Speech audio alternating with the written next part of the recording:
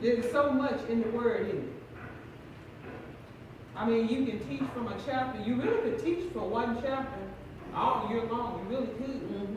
Because when you are listening at the Holy Spirit, He constantly gives you different things from the Word. Mm-hmm. And so, with that said, I'm going to give it over to Pastor Marcus Thompson. How's everybody doing today? Wonderful. Good. But as I was before Yahweh earlier today, He laid it on my heart for us to start reading the chapter before we study today. And so we go into Genesis chapter 7. And the title for today's Bible study is Noah Receiving Instructions. Verse 1 of chapter 7 says, the Lord said unto Noah, go into the ark, you and your whole family, because I have found you righteous in this generation. Take with you 7 of every kind of clean animals, a male and its mate, and 2 of every kind of unclean animal, a male and its mate, and also 7 of every kind of bird, male and female, to keep their various kinds alive throughout the earth. Verse 4, 7 days from now I will send rain on the earth for 40 days and 40 nights, and I will wipe out from the face of the earth every living creature I have made. And Noah did all that the Lord commanded him. Noah was 600 years old when the flood waters came on the earth. And Noah and his sons and his wife and his son's wife entered the ark to escape the waters of the flood. Pairs of clean and unclean animals, of birds, and all the creatures that moved along the earth, male and female, came to Noah and entered the ark as God had commanded Noah. Verse 10, and after the 7th day, the flood waters came on the earth. In the 600th year of Noah's life, on the 17th day of the 2nd month, on that day, all the springs of the great deep burst forth, and the floodgates of heavens were opened, and rain fell on the earth 40 days and 40 nights. On that very day, Noah and his sons, Shem, Ham, and Japheth, together with his wife and the wives of their 3 sons, entered the ark. They had with them every wild animal according to its kind, all livestock according to their kind, every creature that moves around the ground according to its kind, and every bird according to its kind, and everything with wings. Pairs of all the creatures that have the breath of life in them came to Noah and entered the ark. The animals going in were male and female of every living thing, as Yahweh had commanded Noah. Then the Lord shut him in 40 days. For 40 days the flood kept coming on the earth. As the waters increased, they lifted the ark high above the earth. The waters arose and increased greatly on the earth, and the ark floated on the surface of the water. They rose greatly on the earth, and all the high mountains under the entire heavens were covered. The water rose and covered the mountains to a depth of more than 20 feet. Everything that moved on the earth perished: birds, livestock, wild animals, all creatures that swarmed over the earth, and all mankind. Everything on dry land that had the breath of life in its nostrils died. Every living thing on the face of the earth was wiped out. Man, animal, and creatures that moved along the ground, and the birds of the air were wiped from the earth. Only Noah was left, and those with him in the ark. The water flooded the earth for 150 days. I have read to you Genesis chapter 7. That is something for him to say, that everything that he created, everything, think about that. Everything that he created, man, animals, they all were done away with. They were wiped from the face of the earth.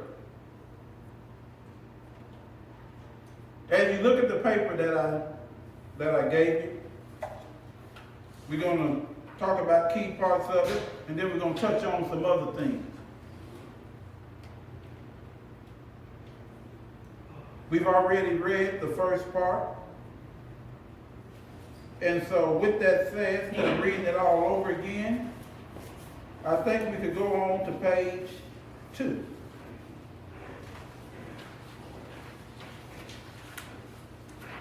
And we'll start at the very first sentence at verse 16 on the second page. It says, the animals going in were male and female of every living thing as God had commanded. See, we're going to go on a little journey today. And this journey is going to show you where man have ended up today compared to where man started off. Okay. And so if we went back to Genesis chapter 1, because the next paragraph says, okay, let's stop and look at what's happening to every living creature that the true and living God had made. Let's stop and let's look at what happened to these that the true and living God made. The ones who he chose to breathe the breath of life into. Did he breathe the breath of life in anybody in this room? Yes. Did he breathe the breath of life in every animal? Yes. Did he breathe the breath of life in the birds? Yes. Did he breathe the breath of life into everything, every living creature that crawls upon the earth? Yes, because I tell you, you can take anything that was created in Genesis.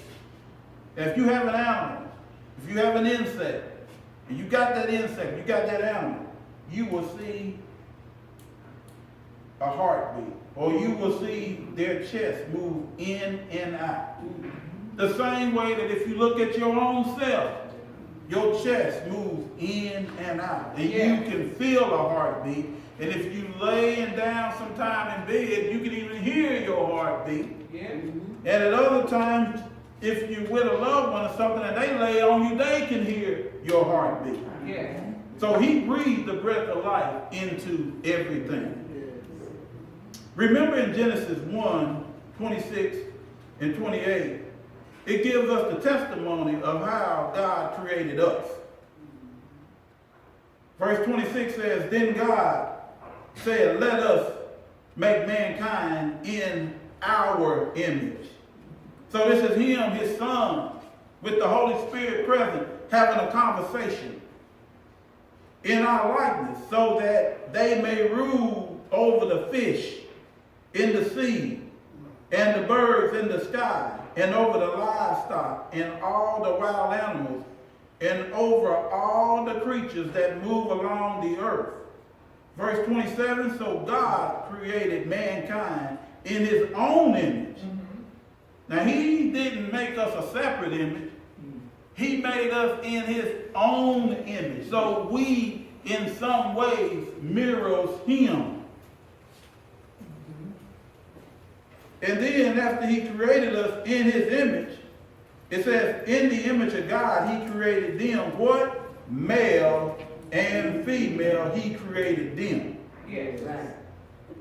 So it don't say that he created Steve and James, meaning two males. It says that he created a male and a female. So everybody had what? A mate. But these mates were what? The opposite sex. And I'm going to tell you why I'm going here. I'm going here because at this time in the world that we live in, everything that you see is not about male and female.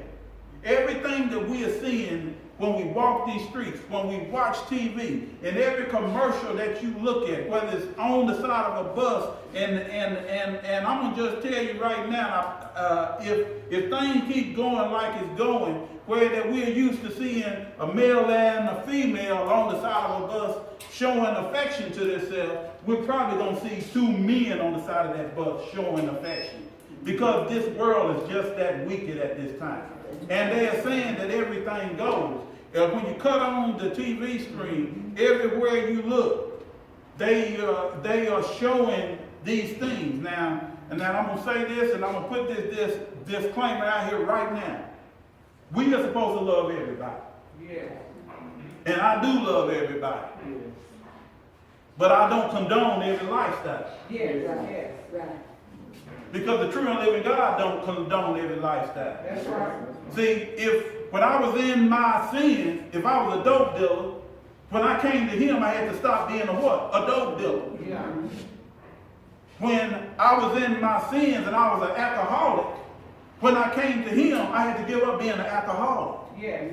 If I was a liar, when I came to him, I had to give up being a liar. So what am I saying? I'm saying sin is sin in the eyesight of God. Yes. But see, when it comes to men look at certain sins on different levels. They try to make one more important than the other. So my disclaimer today, that no sin is more important than each other. They all are sin. Yes. And the true and living God, right here in Genesis 1:26 through 28, he put into motion the way that he wanted man and woman to be, male and female. And then later in chapter 2, that I'm not going to go into today, he turned around, or is it chapter 3? Let me make sure, because see, I don't like to quote nothing that's not true. See, this Bible study is built on telling it exactly like it is. And if you don't know where it is, go find it before you open your mouth to make sure that you're where you're supposed to be. It's in chapter 2 where he created Eve from Adam. Right. And it wasn't a situation where that Adam had to go find Eve. It wasn't a situation where Eve had to go find Adam. When the true and living God created them, he brought them to each other. And he did not say, here's a male with a male. He said, here's a male and a female. Here you are. Adam, this is Eve. Eve, this is Adam. And they were of two what? Opposite sex. Yes. Yes. But see, what is bothering me today is that last week I was looking at TV, and these two young ladies that have been into a same sex marriage, now they are mothering a child together. And how they saying that they're doing this is that one of the young ladies took her egg and had it fertilized by a male, and then it was put in the other lady's body. And they are saying that this is a breakthrough in society. Is this a breakthrough or is this wickedness? Is this a breakthrough or is this against the order that we was given? See, again, I'm going to tell you again, I'm not against homosexuality. Meaning, I'm not against that individual. I'm against the practice. All right. Because I love everybody. Right. Okay? But just like I had to walk out of my sins to be able to sit in his face and be able to take care of the goodness, whoever you are, you're going to walk out of your sins, whatever that sin may be, to sit in that same grace. Yeah. You can't break his commandment and then say he's all right with that commandment. And what I'm seeing posted across the television that have me spiritually woke up, that have me spiritually awakened, is that now they are sitting on the TV and they're saying that I'm gay, and so I can sing for the Lord, and that makes it all right. And that he's fine with this. And they will sing the song, yes, the Messiah loves me. Yes, he do love you, but you have to walk out of your sin. Yeah. Because it's that same love that brought me out of my sin. Yeah. It's that same love that brought anyone in this room out of their sin. And see, and I didn't expect to get to this part right at the first. I was trying to hold this until the end, but it just came out right now. He said, no, you say that now. Because guess what? I didn't put this at the beginning. I didn't put this in place at the end of Genesis. I put this in place at the first of Genesis. Man is the one that took what I had so perfectly put in place. All right. Male and female. And they started doing things that I was and still is displeased with. All right. So here in the year 2018, going into 2019, I want you to know that he's displeased with all these different lifestyles. Yeah. And guess what? The same way that he came against it in the word then, he's going to come against it now. So because the world is accepting gay congregations, because the world is accepting gay preachers, because the world is accepting the LBG or whatever it is, whatever they call it. Because see, one thing that I know is that the true and living God is going to always be the true and living God. He don't change. It ain't going to be no new ruling that no court can pass that is going to put his commandments to an end. All right. It's not going to be anything that they're going to do because of they are a governor or because they are a senator, because they are a president that's going to put the word of God to no effect. Because guess what? Sin is sin in his eyesight. Yes, yes. Amen. But I have to love you where you at. Do that mean I'm gonna treat you different because you're gay? No, I'm not. But I'm gonna pick and choose what I allow you to do around me in my house.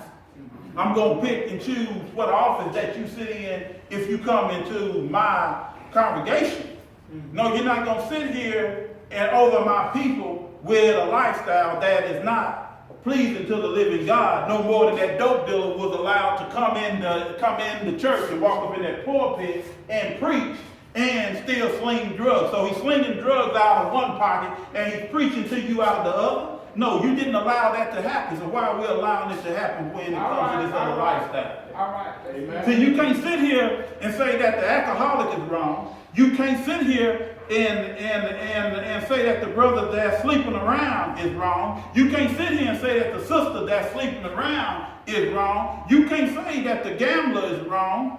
See, these are all the things that people talk about. Yeah. But at this point, we are accepting any and everything up in the religious house. And that is the only reason it's being accepted. Let's just go on and just bring it to where it's at. The only way this can be accepted today, it have already been being done. It was just in the closet. All right. See, they got this thing called the out of the closet move now. Yeah. Everywhere you turn around, every time you look, somebody coming out the closet. Well, wait a minute. Which closet was you in? Because see, what the true and living God said is this. If you didn't come out of that closet, he was going to expose you anyway. So most people that are coming out the closet is because they already been exposed anyway. All right. And they wanted to tell for themselves who they are and what they are doing. So that is what I'm fixing to really show you in this lesson, how that the living God dealt with this situation. So right here in verse 27, middle of the page, it says, so God created mankind in his own image. And in the image of God, he created them, male and female, he created them. Verse 28, God blessed them and said, be fruitful and increase in numbers and fill the earth and subdue it and rule over the fish in the sea and the birds in the sky and over every living creature that moves on the earth. Now, this next phrase is going to tell you the reason why we're where we at. We're where we at as a people because of broken relationship with the true and living God. Yes, yes. Without a broken relationship, we don't have homosexuality. Without a broken relationship, we don't have alcoholics. Without a broken relationship, we don't have dope dealers. We don't have cheating. We don't have liars. We don't have adulterers. We don't have all these things that we know that the living God do not like. But because of a broken relationship, man is walking in fear of the living creatures that they were given to rule over. Can you think about it like that? So first, in verse 28, he says that he wants you to be fruitful and increase in numbers and fill the earth and subdue it. And then he says, rule over the fish in the sea and the birds in the sky and over every living creature that moves on the ground. But the reason why you can't do that is because of the broken relationship with the true and living God. So man is walking around in fear of the living creatures that they were given to rule over. So I'm walking around in fear because of where my relationship is with the true and living God. Another sign, how can you expect for you to ever be able to walk in your authority and in the rulership that he gave you over them without a relationship with him? You can't do it. Some parents today also are walking in fear of their children for the same reason. Broken relationship with the true and living God. I'm afraid to do anything. I can't talk to you because I'm afraid that you're going to call 911. I can't tell you to clean your room. I can't tell you to do these things in my own house that I've been given the right to supply you with because I'm more afraid of what the man that sits on the judicial system is going to do to me more than I'm afraid of what the living God is going to do to me because I'm not doing what I was told to do by you. He said, do what? Train up a child in the way that they shall go. If that child is ruling your house, then you are not training that child. If that child is doing every and anything that they want to do and you're afraid to talk to that child, you're afraid to discipline that child, then that's where the breakdown is because you don't have a true relationship with the living God. Genesis 6 speaks of the wickedness in the world. Verse 5 through 8 says, the Lord saw how great the wickedness of the human race had become on the earth, and that every inclination of the thought of the human heart was only evil all the time. Think about that.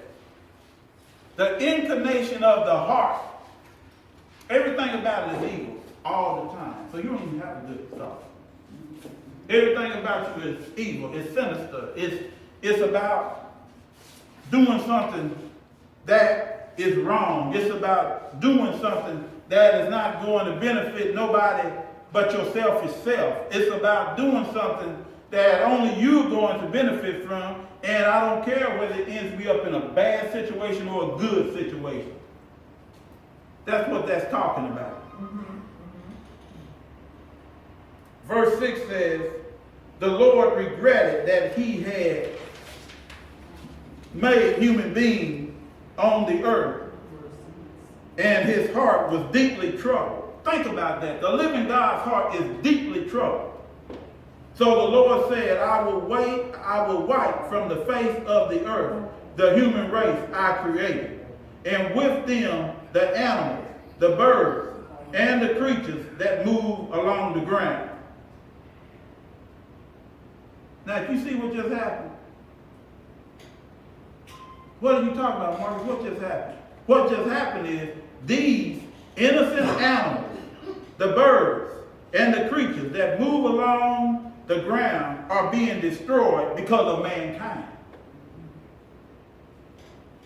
The wicked acts of man that man have taught them. That's what got them in trouble with the living God. These animals are doing things that they were taught to do. And anybody that really looks in that, we can go several places with this. Because animals are something that is always being taught by man. Mm-hmm. You can watch different shows and you'll be like, wow, how did they teach that animal to do that? Oh, look what that animal's doing. That animal's walking just like I'm walking. But he's got 4 legs, but he's standing up and he's walking across the room just like me. That was taught. And just like you can teach him that, you can teach him evil things. Yes. You can teach him wicked things. You can teach them sexual things. You can teach them to do all these different things that they would not be even doing of their own accord. Because when Yahweh made them, he made them what? Both male and female. And they was after their own kind. Mm-hmm. They wasn't after doing the things that we have taught them to do. All right.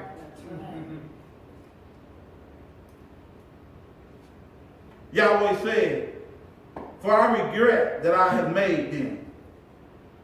But Noah found favor in the eyes of Yahweh. See, I want to be like Noah. Do you want to be like Noah? Yes.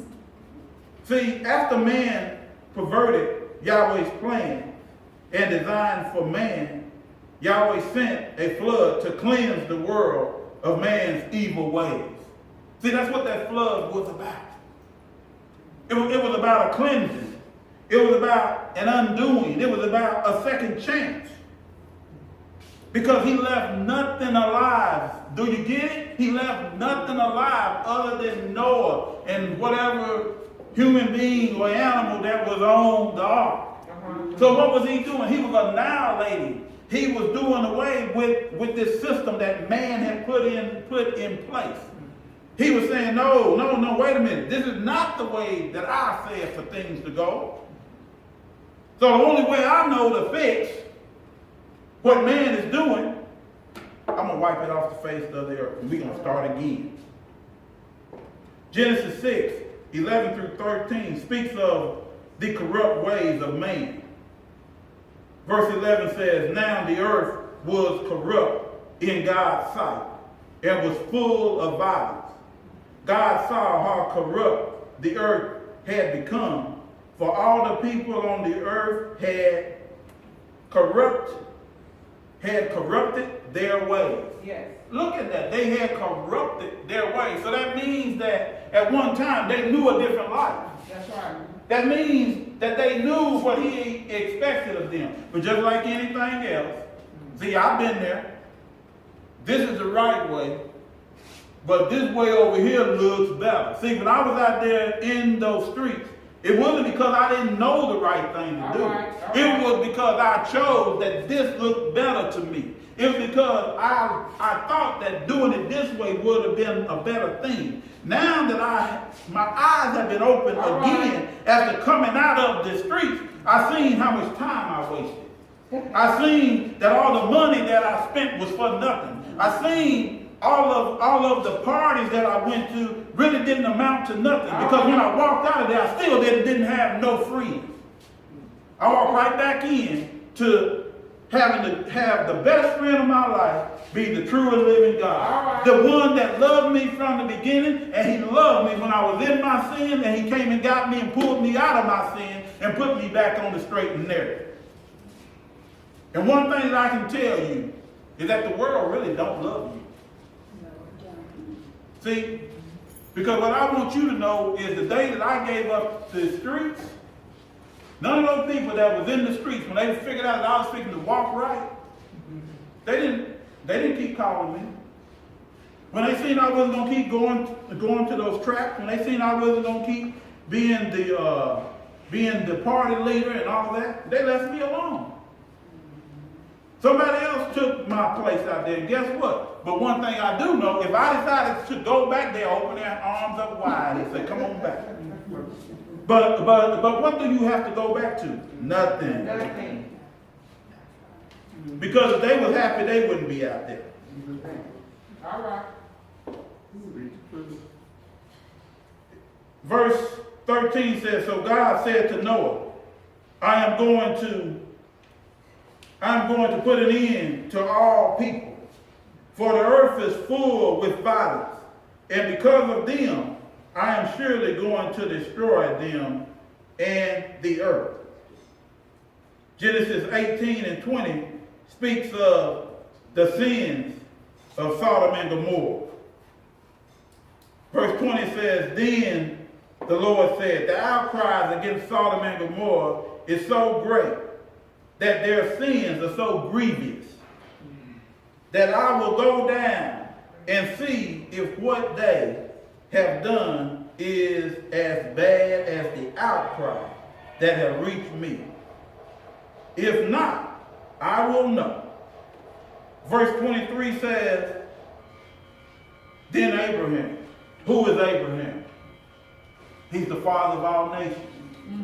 Abraham is the one that Yahweh trusted to even start us on the path of righteousness. Yes. And see, and it's because of Abraham that we have a blessing that lasts for 1,000 generations. And anyone sitting in this room today listening at me, you are up under that blessing. And you can be part of that blessing. But it is because of that blessing that the Messiah died on the cross for your sins. And because of that blessing, he went through everything that he went through, where I'm even standing here telling you about me coming out of the streets and giving my life to him. And you have your own story of how you came into knowing the true and living God. Yes. But verse 23 says, Abraham approached him and said, will you sweep away the righteous with the wicked? So what is Abraham asking the true and living God? Have mercy. He's asking for mercy. Is all mankind going to have to pay for what's going on in Sodom? Is everybody in this city going to have to pay for what is going on in this city? Or will you allow the righteous to come up out of this city and not be touched? He says, will you sweep away the righteous with the wicked? Yeah. Genesis. It says 18, but that's a misprint. It's 19, 1 through 5. It says, 2 angels arrived at Sodom in the evening, and Lot was sitting in the gateway of the city. When he